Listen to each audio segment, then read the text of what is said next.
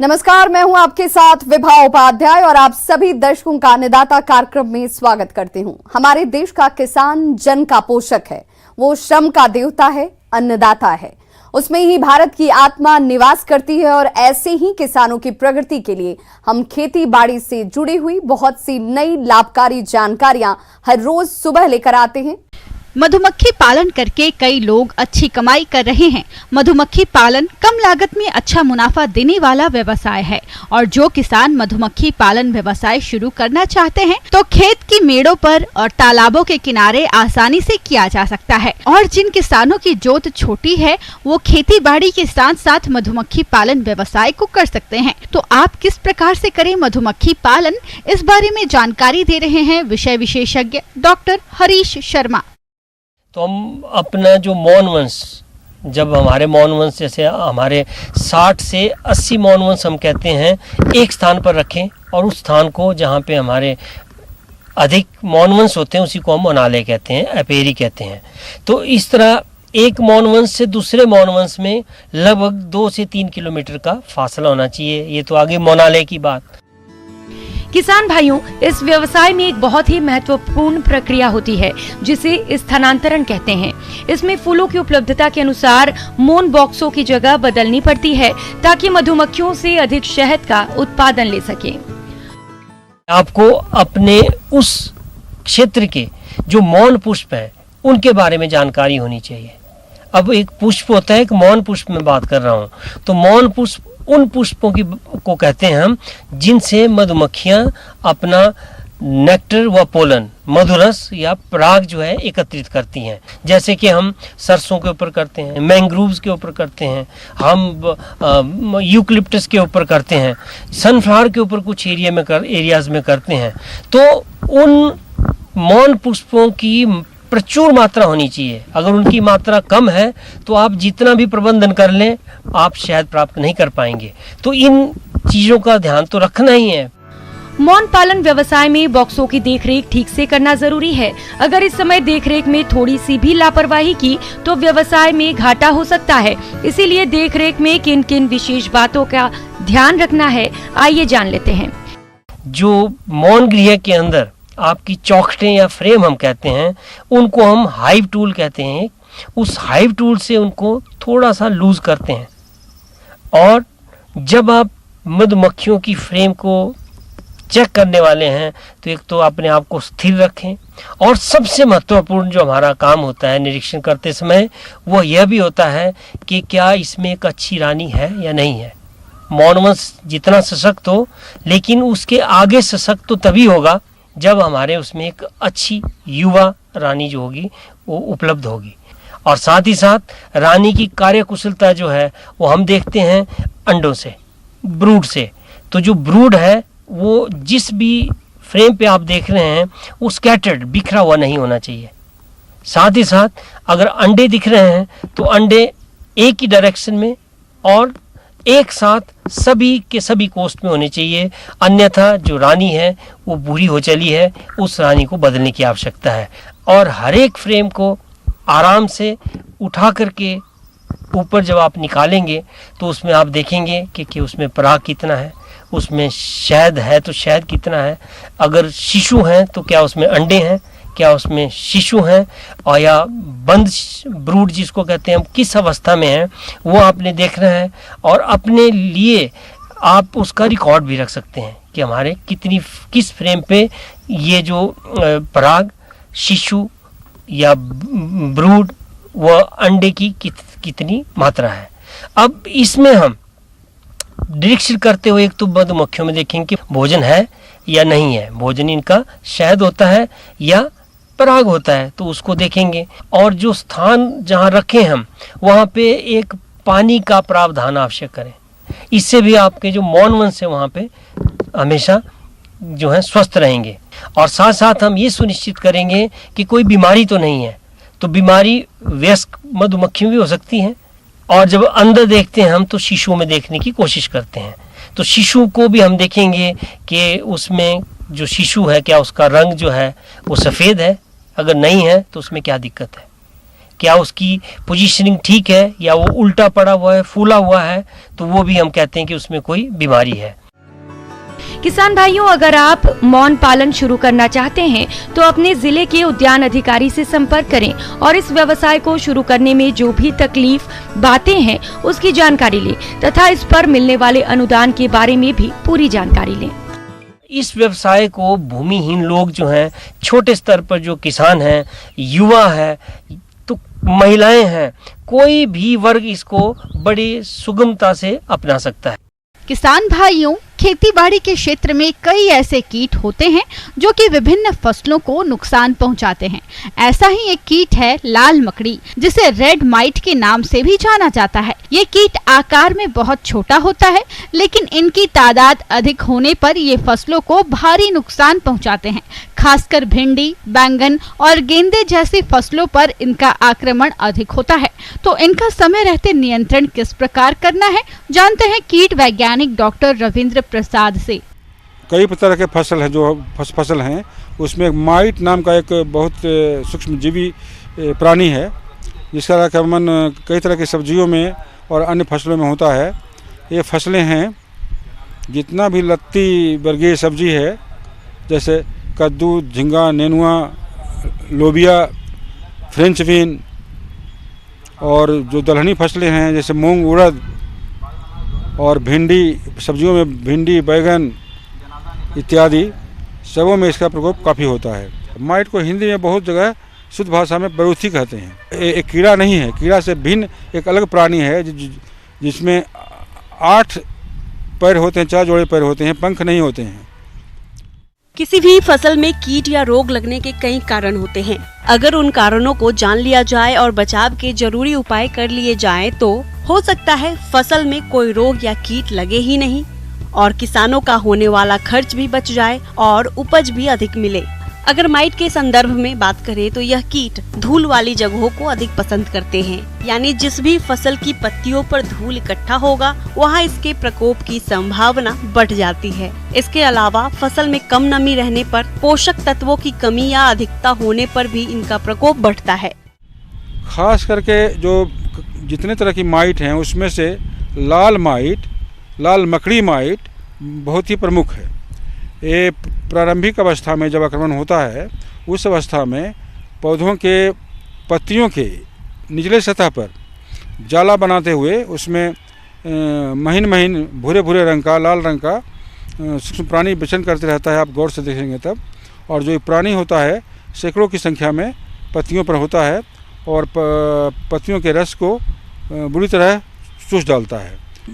पत्तियों के अलावा पत्तियों की ऊपरी सतह पर भी होता है, कोमल डंठलों पर होता है, पुष्पकलियों पर होता है, यहाँ तक कि नवजात जो फल होते हैं उस पर भी होता है, और सबों का रस चूस फसल को नुकसान करते हैं। बरसात के वैसी परिस्थिति में जब कई दिनों तक वर्षा नहीं होती है और तापमान बढ़ा रहता है वायुमंडल का, तो इस परिस्थिति में भी माइट का प्रकोप ज्यादा होता है। फसलों में रासायनिक दवाओं के प्रयोग की सलाह तभी दी जाती है जब फसल पर रोग या कीटों का प्रकोप बहुत अधिक हो गया हो, इसलिए फसल की निगरानी करते रहें। अगर यह कीट या कोई भी रोग कीट दिखे, तुरंत ही पहले समेकित तरीके अपनाएं। माइट की जहाँ तक बात है तो इस कीट का प्रकोप दिखाई देने पर प्रभावित भाग को हटा दे। फसल में नमी नहीं रहे तो सिंचाई कर दे। संभव हो तो फसलों पर पानी का छिड़काव करके भी इसे कंट्रोल कर सकते हैं, या नीम तेल 5 मिलीलीटर 1 लीटर पानी घोलकर छिड़काव कर सकते हैं। इन सभी उपायों के बावजूद भी अगर इन पर कंट्रोल नहीं हो रहा हो, तभी रासायनिक कीटनाशकों का इस्तेमाल करें। तो इसके लिए सामान्य कीटनाशी जो बाजार में मिलता है उसका प्रयोग करने से उचित परिणाम नहीं मिल पाता है, इसलिए इसके लिए विशेष तरह का रसायन बाजार में उपलब्ध है, जिससे बरूथी नाशी या माइट नाशी रसायन के नाम से जानते हैं। उनके नाम कुछ हम हैं गिन रहे हैं। तो इनके जो नाम हैं वो नाम है स्पायरोमेसिफेन, जो बाज़ार में ओबेरॉन के नाम से उपलब्ध है। उसके अलावा प्रोपरजाइट नाम का रसायन है जो कि ओमाइट के नाम से उपलब्ध है, और डाइफेंथुरान नाम का एक रसायन है, वो भी कई नामों से बाज़ार में उपलब्ध है। तो इनमें से किसी एक रसायन का, बल्कि जब वायुमंडल का तापमान नीचे हो जाए और आसमान साफ रहे, उस परिस्थिति में, उस अवस्था में ही खड़ी फसल पर ओबेरॉन या ओमाइट का 2 ml प्रति लीटर पानी में घोल बना करके उसका पौधों पर इस तरह से अच्छी तरह से छिड़काव करें कि छिड़काव का घोल पौधों के दोनों सतहों पर, पत्तियों के दोनों सतहों पर पहुँचे और आपको माइट से होने वाले नुकसान के संबंध में अच्छा परिणाम मिले। तो इस तरह से इसका छिड़काव की पुनरावृत्ति हर 10 दिन के अंतराल पर आप कर सकते हैं। उचित तो ये होगा कि एक बार अगर ओबेरॉन का स्प्रे कर रहे हैं तो अगले बार उसको माइट का स्प्रे करें। तो ऐसा करके आप जो फसल आपके हैं उसमें जो माइट से प्रवृत्ति से नुकसान हो रहा है उसको रोक सकते हैं और भरपूर उपज ले सकते हैं। ब्रेक के बाद एक बार फिर से आप सभी दर्शकों का अन्नदाता कार्यक्रम में स्वागत है। ग्रामीण कृषि मौसम सेवा, मौसम पूर्वानुमान एवं कृषि सलाह। जिला जयपुर द्वारा भेजे गए मौसम पूर्वानुमान रिपोर्ट के आधार पर जिला जयपुर और इससे लगे जिलों के किसान भाइयों को सलाह दी जाती है कि खरीफ की दलहनी फसलों जैसे मूंग, मोठ और चावला इत्यादि की पकी हुई फलियों की तुड़ाई कर लेवें। नींबू के बगीचों में रस चूसने वाले कीटों के नियंत्रण के लिए डाइमेथोएट 30 दवा की 1 मिलीलीटर मात्रा या इमिडाक्लोप्रिड 17.8 SL की 0.3 मिलीलीटर मात्रा प्रति लीटर पानी के हिसाब से घोल बनाकर छिड़काव करें। छिड़काव सुबह या शाम के समय करना चाहिए। मिर्च की फसल में पर्णकुंचन और मोज़ेक रोग को फैलने से रोकने के लिए प्रभावित पौधों को उखाड़कर जला दें और डाइमेथोएट 30 दवा की 1 मिलीलीटर मात्रा प्रति लीटर पानी के हिसाब से घोल बनाकर छिड़काव करें। मूंगफली की फसल में टिक्का रोग से पौधों की पत्तियों पर गहरे भूरे काले रंग के धब्बे पड़ जाते हैं। इस रोग की रोकथाम के लिए रोग दिखाई देते ही कार्बेंडाजिम प्रति लीटर पानी के हिसाब से घोल बनाकर छिड़काव करें।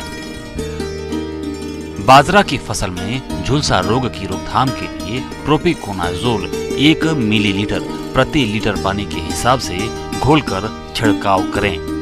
मूंगफली की फसल में पीलिया रोग के लक्षण दिखाई देते ही गंधक का अम्ल 0.1% या फिर सल्फेट 0.5% की घोल का छिड़काव करें। मूंग की फसल में पित्त सिरा मोज़ेक रोग की रोकथाम के लिए रोग का प्रकोप दिखाई देते ही डाइमेथोएट 30 दवा की 1 लीटर मात्रा प्रति हेक्टेयर की दर से छिड़काव करें। किसानों को सलाह दी जाती है कि सब्जियों में बोरर और रस चूसने वाले कीटों के नियंत्रण के लिए इमिडाक्लोप्रिड 17.8 SL की 1 मिलीलीटर मात्रा प्रति लीटर पानी के हिसाब से घोल बनाकर छिड़काव करें। किसानों को सलाह दी जाती है कि भिंडी की फसल में सफेद मक्खी और जेसिड्स के नियंत्रण के लिए 5% नीम के बीज का अर्क या 500 मिलीलीटर नीम के तेल या एसीफेट 75 SP की 1.5 ग्राम मात्रा या डाइमेथोएट या इमिडाक्लोप्रिड 17.8 SL की 0.3 मिलीलीटर मात्रा प्रति लीटर पानी के हिसाब से घोल बनाकर छिड़काव करें। तिल की फसल में झुलसा रोग के लक्षण दिखाई देने पर मैंकोजेब या जिनेब 1.5 किलोग्राम प्रति हेक्टेयर की दर से फसल पर छिड़काव करें। नींबू वर्गीय फलदार पौधों में फल गिरने की समस्या की रोकथाम के लिए प्लानोफिक्स हार्मोन्स का 1 मिलीलीटर प्रति 5 लीटर पानी के हिसाब से घोल बनाकर छिड़काव करें। पशुओं में थनैला रोग से बचाव के लिए दूध निकालने की पूर्ण हस्त विधि का उपयोग करें।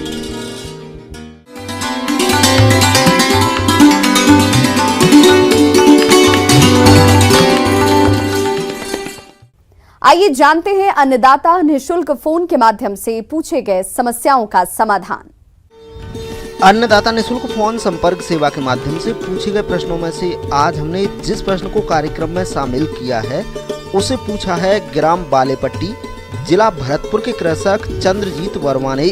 आप गुलाब की फसल में कीट और रोग नियंत्रण के बारे में संपूर्ण जानकारी चाहते हैं तो चंद्रजीत वर्मा जी आपकी जानकारी के लिए प्रस्तुत है कार्यक्रम का ये अंश।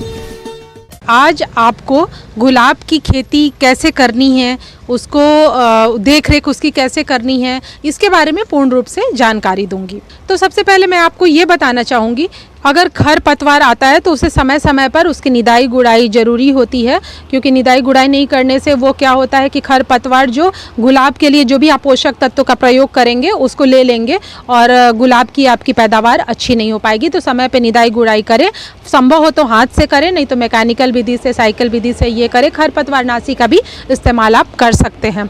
आजकल प्लास्टिक मल्च का भी बहुत इस्तेमाल किया जा रहा है। इसके लिए खेत में क्या करते हैं कि जो मिट्टी है उसको थोड़ा रेज्ड बेड ऊंचाई पे उठा देते हैं और उसके बाद प्लास्टिक मल्च लगा देते हैं, जिसके कारण प्लास्टिक बिछा देने के कारण होता है कि खरपतवार से जो नुकसान होता है, निदाई गुड़ाई ये सब की समस्या का समाधान हो जाता है। ये आपको नहीं करना पड़ता है। सिंचाई की बात करें तो ड्रिप, स्प्रिंकलर, माइक्रोजेट, बेसिन विधि से सिंचाई करते हैं और चूंकि ये व्यावसायिक फूल है तो इसके उत्पादन के लिए ड्रिप इरिगेशन और स्प्रिंकलर बहुत अच्छा माना जाता है।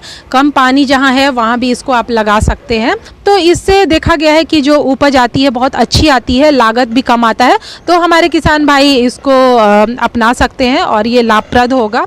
गुलाब में कुछ कीटे भी आती हैं जिनके बारे में किसान भाइयों को जागरूक रहना है, जैसे एफिड्स, 2 स्पॉटेड माइट्स, बीटल, जापानी बीटल, थ्रिप्स, रोज स्लग बीटल, नीमेटोड्स, रोज चैफर, ये सब आते हैं जिसके लिए आप इंसेक्टिसाइड जो कीड़े मकोड़े का नाश करने वाले जो होते हैं उनको डालना चाहिए। पर एक बात ध्यान रखना चाहिए कि ये हमें तब तक नुकसान नहीं पहुंचाते जब तक इनका नंबर जो है, संख्या जो है इकोनॉमिक थ्रेशोल्ड लेवल से ज़्यादा न हो जाए। तो अगर इसकी संख्या इकोनॉमिक थ्रेशोल्ड लेवल से कीड़े मकोड़े की कम रहती है तो आप कोई भी कीटनाशी का इस्तेमाल ना करें। अगर आप कीटनाशी का इस्तेमाल करते हैं तो इकोनॉमिकली वो आपके लिए फ़ायदेमंद नहीं होगा, पर अगर उनकी संख्या ज़्यादा हो जाती है तो आप कीटनाशी का प्रयोग जरूर करें।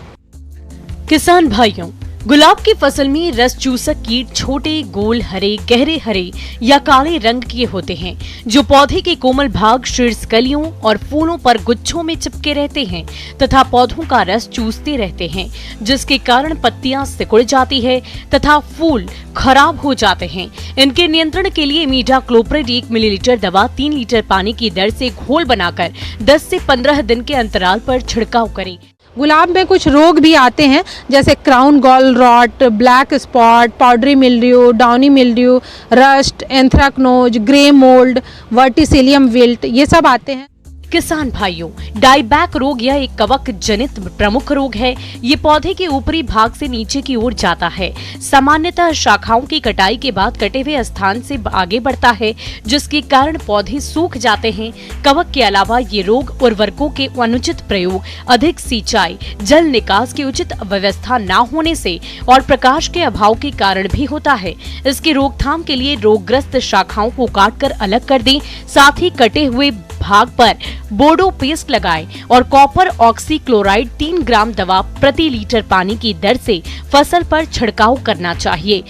किसान भाइयों, भभूतिया रोग ये भी एक कवक जनित रोग है जो पौधे के सभी भागों पर सफेद चूर्ण के रूप में दिखाई देता है। तनों के साथ ही साथ कलियों पर भी रोग का प्रकोप होने पर फूल नहीं खिलते और पत्तियां झड़ने लगती है। इस रोग पर नियंत्रण पाने के लिए घुलनशील सल्फर 3 ग्राम को 1 लीटर पानी की दर से घोलकर छिड़काव करें। पत्ती धब्बा रोग ये गुलाब की फसल को बरसात के मौसम में अत्यधिक नुकसान पहुंचाते हैं। पीले भूरे से गहरे रंग के धब्बे पत्तियों और तने पर दिखाई देते हैं। रोगग्रस्त हिस्सा खराब होकर गिर जाता है। पत्तियों में छोटे छोटे छिद्र बन जाते हैं। इसकी रोकथाम के लिए रोगग्रस्त शाखा और पत्तियों को काटकर जला दे। साथ ही 10 से 15 दिन के अंतराल पर मैंकोजेब 2 ग्राम दवा का प्रति लीटर पानी की दर से घोल बनाकर 2 से 3 छिड़काव करें। एक बहुत महत्वपूर्ण बिंदु किसान भाइयों मैं बताना चाहूँगी कि कटिंग, प्रूनिंग जिसको कहते हैं, समय समय पर करते रहें, क्योंकि प्रूनिंग से क्या होता है कि नई शाखाएं निकलती है और उसमें फूल बहुत अच्छे आते हैं। तो अगर आप इन बातों का ध्यान रखते हैं तो निश्चित तौर पे मैं कहती हूँ कि आपको बहुत ही लाभप्रद आपके लिए सौदा होगा और आप गुलाब की खेती करना चाहेंगे। धन्यवाद।